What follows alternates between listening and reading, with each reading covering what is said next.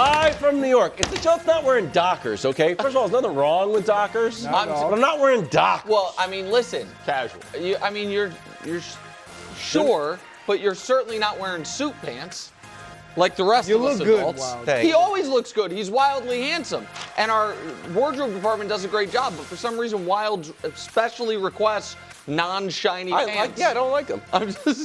Also, the news today, Chris Broussard not here on a family reunion in New Orleans, so shout out to... But he's back tomorrow? But he's back tomorrow, yes. Wow, quick. So Greg and Danny in for the whole 3 hours. Wow. Buckle up. It's like the Titanic. It's a full movie. Yeah. With Titanic, exactly maybe wouldn't have gone. No, as far as commercial success. Okay, great. Yeah. But we should be fine. We start with Luka out playing Wemby. Lakers win their 5th in a row. Luka dropped 35, 9, 13. Had 5 steals all of a sudden. Mr. Defense get the win over the Spurs. Wemby only had 19. He fouled out. Kind of lame. Also 5-0 against him in head-to-head matchups. Last night, Wemby had 19. Luka 35. Kind of Luka owned the night. What was your number one takeaway from this game, Nick?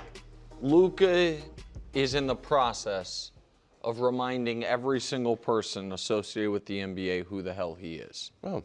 He is the guy that by year 6 had more first-team All-NBAs than Steph Curry has had in his career.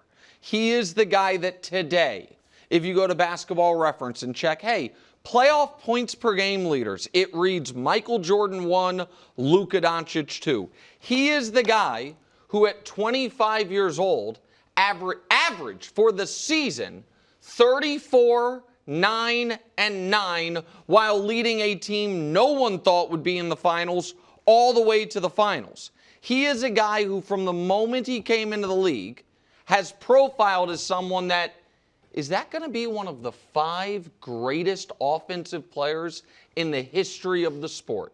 And right now, because of that, his team has a chance to win a championship. Yeah. Every year you have a historically great player in his prime, and you just have a competent roster around him. And credit to Pelinka, because right now the roster looks more than competent. You're in the mix. And so that, to me, is what the story of last night and the 5 games Luka's played this season is, that he's reminding everyone who he is. So to me, I didn't fully ever agree with you that people had gotten off the Luka bandwagon as much as they did. No, he was traded. I mean, his team got off it. Nico Harrison certainly got off it, but like we couldn't touch the rim for a while. Yeah, KW called him fat. His team traded him. That's a scale. He is a top 5 offensive player in the game. He is an all-time playoff performer, and he is off to a great start this year, motivated and in shape. And a motivated, healthy, in shape Luka. If anyone doubts what that guy is, then I'm with Nick. You haven't been watching basketball for the last 5 years. But to me, the story of last night happened kind of during the game, but more after the game. We all had a conversation after the first game of the year if he was the best player in the world. And 6 games later, he's saying the game is fast, and I've never seen defenses like this. It's a reminder that Wemby's 21 years old, and he can't do it all by himself yet. De'Aaron Fox hasn't played in a game this year. Dylan Harper got hurt. He's out there without a point guard. And in the first 4 games of the year, Wemby had 0 offensive fouls. And now teams are like, oh, let's change how we guard him a little bit. And he had 3 offensive fouls last night. So I think just compared to Giannis and Jokic and SGA and Luka, we got to remember, he's 5, 6, 8, 9 years younger than all of those guys. He still is a little bit ways away from being that night in and night out dominating force. Yeah, I think Wemby could have been more aggressive and asserted himself a little earlier in the game. But my takeaway was Luka, and more Luka. Like, this is all – I'm with you, Nick. It's not that we've forgotten who he was, but when you play with a guy like LeBron James, you tend to just defer a little bit. And we saw that, obviously, once he got traded to the Lakers. But last night – Luka in every action on the offensive side of the ball, whether it's pick and roll, whether it's pop, whether it's off the dribble. And then watching the way that they're able to play with an actual 5, an actual big, not a stretch 5. Ayton's been good. This is what Luka provides. And when you add LeBron on the court, he doesn't necessarily like that traditional 5. He wants that stretch 5 because he wants more space. And when you watch Luka play, I just feel like with this team, the way that they're currently constructed, and I know LeBron's going to come back and work himself in, but everyone seems to enjoy their role that they're playing. And Luka gets everyone involved. Jackson Hayes is great for him because if you stay on top, if you don't drop, he's going to throw the lob. Like you just said, DeAndre Ayton has been great for him. But this is all about Luka and what he provides. You put the ball in his hand, good things happen. And listen, Luka's only played 5 of the 9 games. LeBron hasn't played yet, just got fully cleared today. Should be back in a couple weeks. Austin Reeves didn't play last night. And they're 7-2. And if you look at their next 7 games, because I think LeBron's going to miss the next 7. 6 of the 7 are on the road. Then they have a long homestand.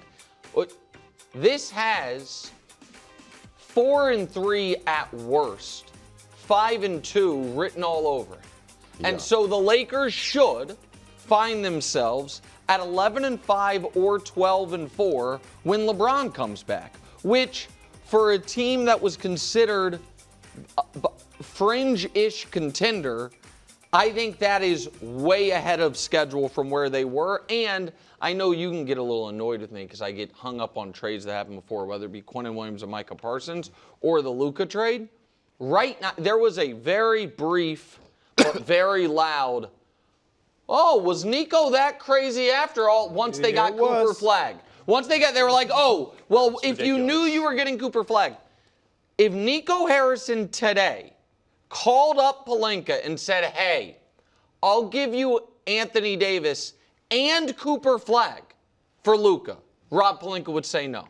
That is where it is right now. If he said, hey, let's undo the trade and I'll throw in Cooper Flag, the Lakers would say no to that because Luka's 40, 11, and 9 so far this year, and he's not even shooting the ball from 3 well at all. Last night he didn't shoot the ball well anywhere, and he put up 35. He scored 35 points, and to your point yesterday, Wilds, didn't hit his player prop points over. He scored 35 points, and the under points prop was 35 and a half. It didn't hit his over. We're 2 years removed from him carrying the Mavericks to the NBA Finals. Like, I cannot believe that many people are just like, yeah, Luka isn't awesome. Of course he's awesome. He got more. He's more awesome now. This is not the same. This is not the same Luka. I mean, JJ challenged him to come back. He came back looking more athletic. I mean, I don't think he's the same guy. I think it's you don't. But he might be the same guy that took him to the finals. Yeah. I think last year he got hurt, then got traded, and there was a lot that went into it. But I don't think he is demonstrably better right now than he was his second to last year in Dallas. He just reminded everyone how good he is. Head into the gridiron. Ravens head into Minnesota in a battle of teams that wear purple. Interesting note from Jeff Zerbiak of The Athletic. Last time Lamar faced a Brian Flores defense, Ravens-Dolphins, a few years ago, Ravens only scored 10 points and Flores blitzed Lamar 30 times. Now, the Ravens viewed that as kind of a turning point in Lamar's development because now he has literally the best passer rating against the blitz. Danny, can the Vikings slow down Lamar? And not just because I'm in Brew's seat. No, they can't.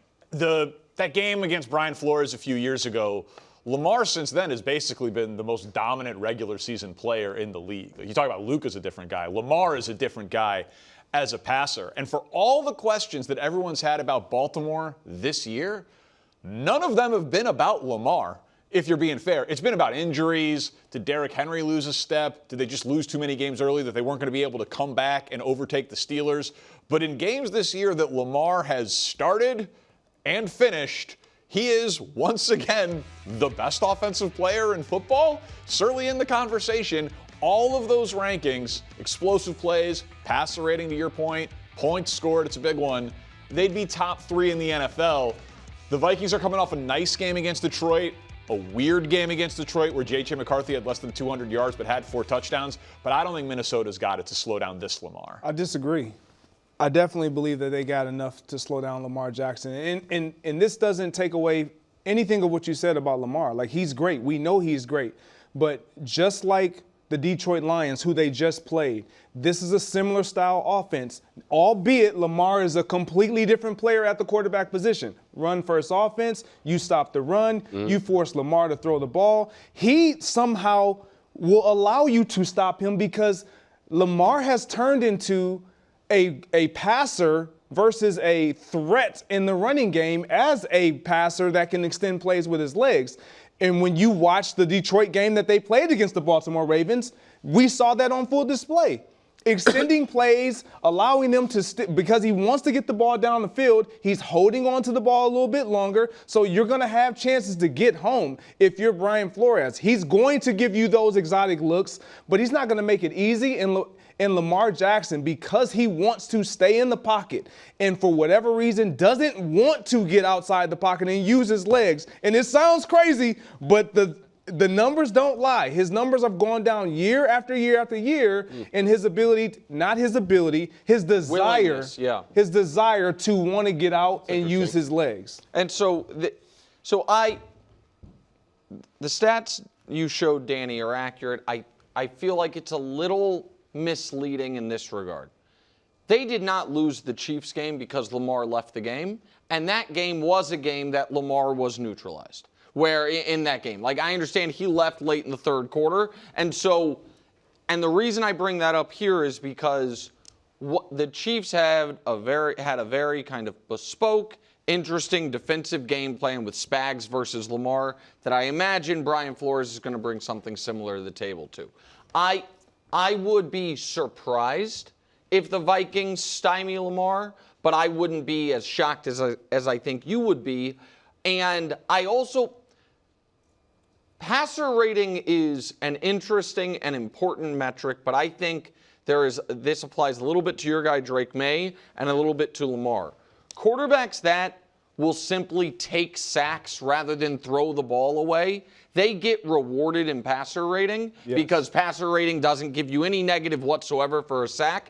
And I think that's one of the reasons Drake's passer rating is, as you've been showing, it's second best. Right. Well, second best to Lamar, but also on a historic run.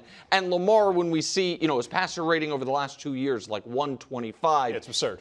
And so I do think that the holding on to the ball, taking some sacks in red zone are one of the few regular season weaknesses for him. But I think the bigger point of this weekend's game, or the more important part of this weekend's game, is just because the Ravens won the must-win against the Bears does not change the fact at all that the must-wins just keep coming. Yeah. Correct. If they lose this weekend, which they're 4.5-point favorites, they're not supposed to, but as you talk about all the time, 4.5-point favorites lose all the time. Yeah. I believe their season's over. I think that if you look at their schedule moving forward, what the Ravens absolutely must be 6-5 going into that right-hand column on the screen. Because the Steelers getting that win that we didn't expect, some didn't expect them to get last week, have put the Baltimore in a position where if they fall to 3-6, I just think they're finished. And so it is just immense pressure on them each and every week not to have a hiccup. And you disagree? You think they could lose this game and make the postseason? Because I do not. I think they could. I'm with you that it's obviously massive and that middle column is more winnable, so to speak, to go on a run in the right-hand column of the schedule. I'm just smirking at the idea that this Vikings team is up to the task against Baltimore. Baltimore's defense looks awesome. Yeah, but Baltimore on both sides of the ball looks great to me right now. Based on what? Here we go. Based on what? I just want to know, are we basing this on Chicago, the Bears game? Are we basing this on the Miami game against that Dolphins offense that has struggled against almost everyone? What are we basing this on? Well, I mean, the Dolphins the week before they played Baltimore did have a good game. The Bears offense has been good, except for when they played Baltimore. Inconsistent, but they had been on a better run since their bye week. Kyle Hamilton seems to solve a lot of problems on that defense. Wiggins has been back. They've been getting healthier on the defensive side of the ball. They've gotten Lamar back. And Lamar, all of last year, basically didn't get slowed down against anybody. Lamar's on a multi-year run of being a great offensive player. So him getting slowed down is an extreme outlier. Yeah, but to be fair, I know how highly you think of Detroit. Yes. The Vikings just annihilated Detroit. Like, if they can do that to Detroit, Why can they not do something similar to Baltimore? Like the Detroit has earned Goff has not earned the faith Lamar has, but Detroit's offense has earned as much faith as any offense in the regular season in the league over the last couple of years. Detroit's defense is better than Baltimore's, at least has been this season. And if so, again, I am too anxious about what trick bag we're going to get from J.J. McCarthy to go say, oh, I think the Vikings are going to upset the Ravens. I think that, and Lamar's historic record against non-conference opponents that don't see him often, all of that concerns me. But I think it's a little unfair to Minnesota to act like what they just did 4 days ago it's a lot unfair. And it's not just about what this defense can do against Lamar, because when you play against a team, an offensive unit like the Baltimore Ravens, you're not just thinking, oh, we have to stop Lamar. It's offensively, we need to possess the ball as well. And when they've had success, the Minnesota Vikings, they've been able to run the ball, limit their opponents' opportunities, just like against Detroit. They stopped the run against Detroit. They were able to run the ball against Detroit, taking pressure off their young quarterback, alleviating all this desire for him to need to make plays and have to make plays versus we're going to turn around and hand the ball off. We're going to ease up our offense. And then defensively, we're going to do what we've always done. We're going to lean heavily on turnovers. We're going to lean heavily on getting pressure on your guys and see if you can make plays. Lamar, yes. Has he proven he can do all those things?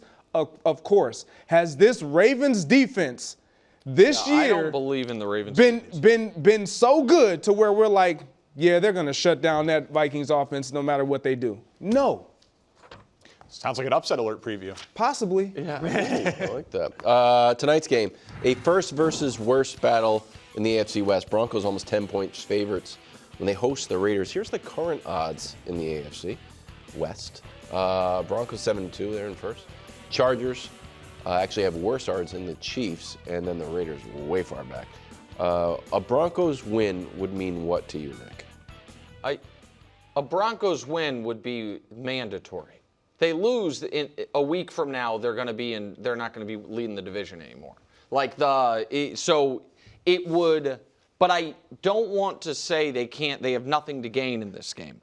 The Broncos this year have twice looked good for 60 minutes against the Cincinnati Bengals and the Dallas Cowboys. The two teams that when anybody else lights up either one of those defenses, we're like, yeah, but it's the Cowboys or it's the Bengals. Every other game they've played, they have either lost or trailed in the fourth quarter. It was a 1-point game against Tennessee in the fourth quarter. It was a 1-point game in the Jets that they were trailing in the fourth quarter. We know what the fourth quarter was against the Giants. They were trailing Davis Mills by a touchdown 3 days ago. People should not conflate my Broncos skepticism with an old Broncos-Chiefs rivalry that's been long dead. What they should recognize it as, I've watched this team every week, and there have been 2 times all year where it's like, wow, the Broncos imposed their will and controlled that football game. The defense has been awesome all year, and the offense has been pulling teeth all year and then has had these magical fourth quarters, which against Philadelphia means a lot to me. Against the Jets and the Texans with Davis Mills and the Giants means a lot less to me. And so the Bo Nix stuff is he has been brilliant in fourth quarters. Brilliant. We can show it to you. And they have been brutal in quarters 1 through 3. So tonight, what they should do on a short week in their building against the Raiders is control the game from start to finish. Do I think they will? No, because they have not done that against any team that has a defensive pulse. And so, no, I guess that's my answer. Yeah, we're pretty aligned on the Broncos, and this is a tough spot just in your best defensive player, Surtain, is out. The best player on the Raiders, other than Max Crosby, Brock Bowers, finally looked 100% healthy last week. He looked amazing. Weird things happen in division games on Thursday night. I'm not expecting a Denver blowout, but because of a 3-point win against Houston, a 1 or 2 point win against the Jets and the Giants. They have built themselves a little cushion here where if we throw up the Broncos schedule and if they just beat the teams they are supposed to beat, if you beat the Raiders twice, you beat the Commanders with their injury situation, and you beat the Jaguars at home, they're an 11-win team that's going back to the playoffs. Oh, yeah. I mean, at this point, it'd be shocking if they missed the playoffs. I think the question is, are they going to win the division? And it's on the board. Oh, it's definitely on the board. And a win tonight just allows them. They're already in the driver's seat. Right now, they're in the driver's seat. We can almost scratch off, and Chargers fans can hate it to listen to this. We can almost discard the Chargers because I believe that we all are in unison to believe that they're going to fall off. But the team that they're going to have to continue to separate themselves for, if they can, is the Chiefs. They win tonight. That puts them at 8-2. That's a nice little cushion, being that you play this team next week. Oh, yeah. You play them next week, and you talk as if it is absolutely impossible that they can beat the Chiefs. I think the Chiefs coming off and a they bye, can. I think I'm not going to say it's impossible. I would be absolutely stunned. I think a lot of us coming off a bye, the Chiefs lose to Bo Is it fair to say that you've been stunned almost every week watching the Denver Broncos and how they? No, it's not. It absolutely. I said on this show before the season, I think they're going to start 6-2 I'm not talking and miss about the what playoffs. I'm not talking about that. They said they're going to start 6-2. Having watched them play in these games. No, so based on what we see when we're watching these games through quarters 1 through 3.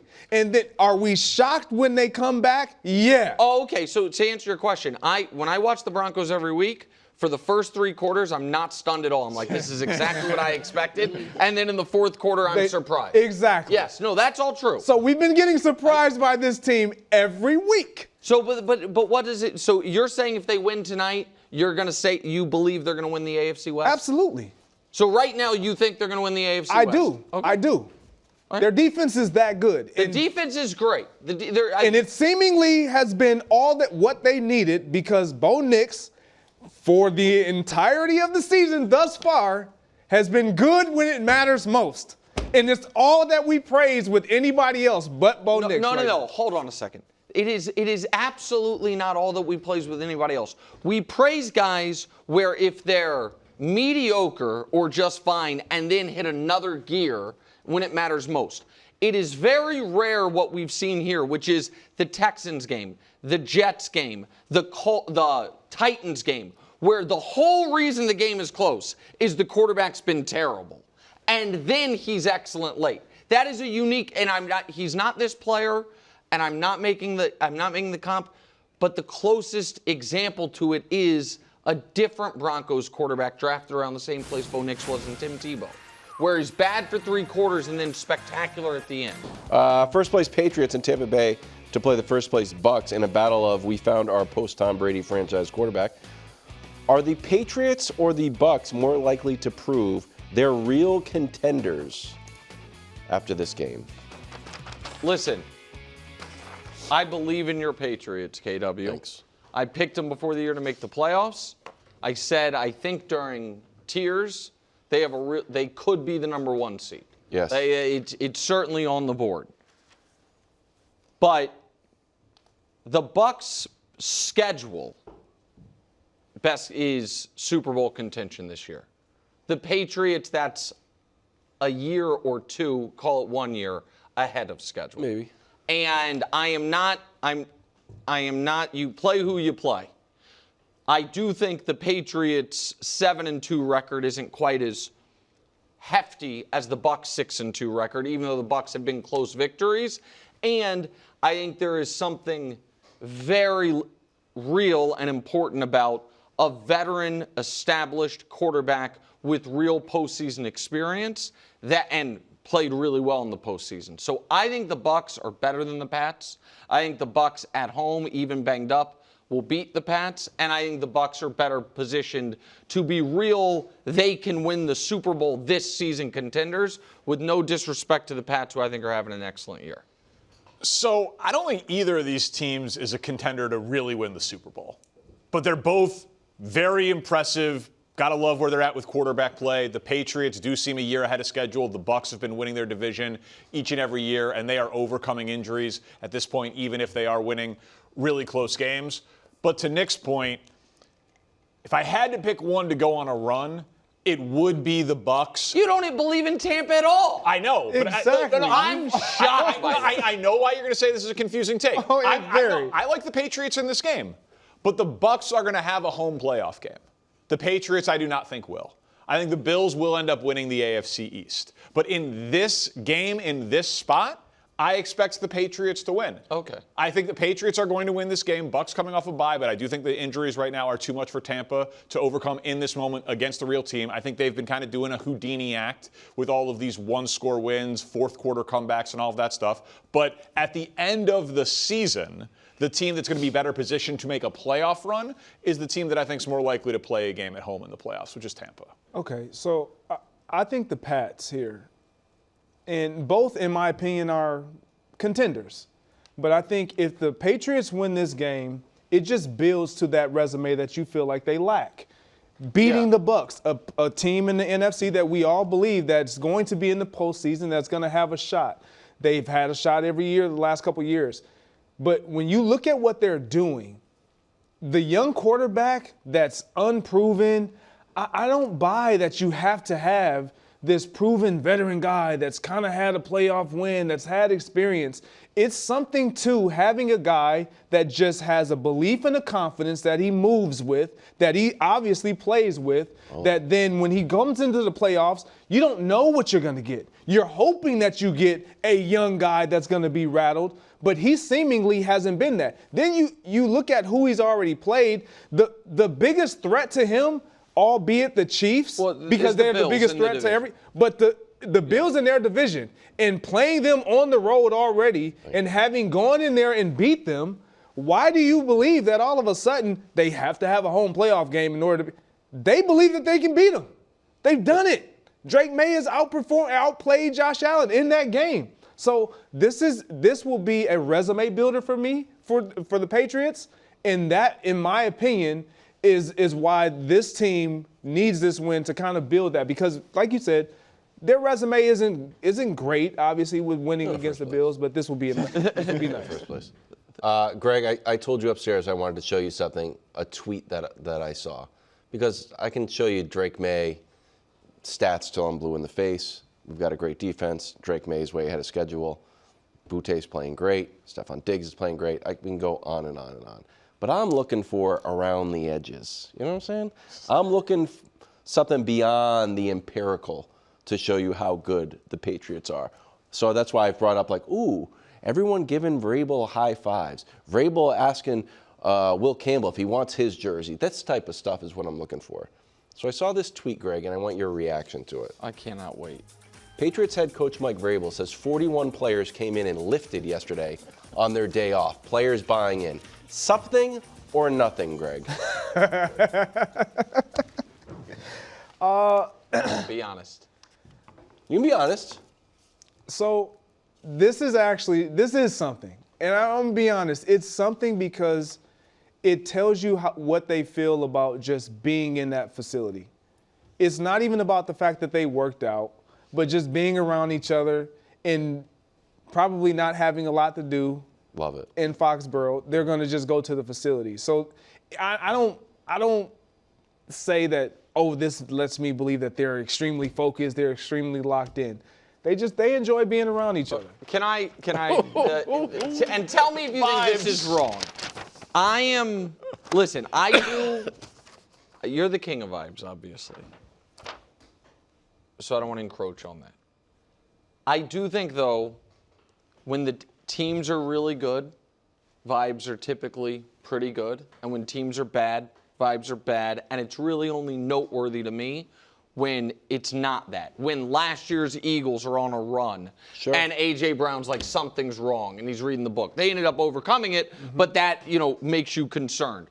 When Dan Campbell's Lions, his first year, were 8-1 or whatever they were, but they seemed to vibes were good. I'm like, that signals something. So I think really good team on a long winning streak, guys come in to put in a little extra work is maybe not all that rare. Is what I would say there. I mean, again, maybe I'm wrong. I don't think. Just my vibe meter has been going crazy. It's like an alien movie where like the little kid is like, "What's going on?" It's a Dog real starts thing. barking. It's a real thing, and this is a team that, to your point, they haven't faced adversity. I would love to see them up against some adverse situation. Well, this is a huge. Here's the thing, because the Bucs have 3 straight tough games, and then as soft of a final 6, or I don't know, it was 5 or 6. Yeah, they got the Rams and the Bills after this. This is a bigger spot for the Patriots. The Bucs go Patriots, Rams, Bills, and then the most cupcakey. Sorry, Panthers. I guess not quite as cupcakey as we thought, but a really awesome right-hand column. So, and Danny thinks the Bucs are going to go 0-3 in this spot. I think they're more likely to go 2-1, but we'll see. Either way, they have already been tested. They've played really good teams, and they're definitely going to be able to recover at the end of the year. For the Patriots, what is great for them, if we throw up their schedule, is, man, you win this game, and it's like we've played 2 A-listers. I think the Bucs are an A-lister. Maybe they're a B-plus lister, but I think they're an A-lister. My pick goes Super Bowl. And we beat them both. And the one other good team we played, the Steelers game, we feel like we gave that one away. So I just feel like it gives you a ton of momentum, if you will, through your bye when you find out who you really are in that 2-week stretch. I would just be surprised if the Patriots win. A controversial take? Always. Those is what you're known for, KW. I wouldn't hate it if we lost this game. Oh, wow. What a hedge. Wait. No, What do you mean? I mean, Tell 100% honest. Like, we lost to the Raiders week 1. It was like a weird week 1 game. No Christian Gonzalez. So it's like week 1, weird stuff happens. And we lost to the Steelers where we turned the ball over 5 times. We have yet to play like a good game and lose. And I think it would be kind of helpful to be like, you know what? We can play better than that. Because every time we've played a good game, we've won. And I kind of wouldn't mind a loss. I know it sounds crazy, It sounds crazy because I think you have to adjust, and I think Danny will agree with me on this. You have to adjust your eye as to what's on the line here. You guys can be the 1 seed.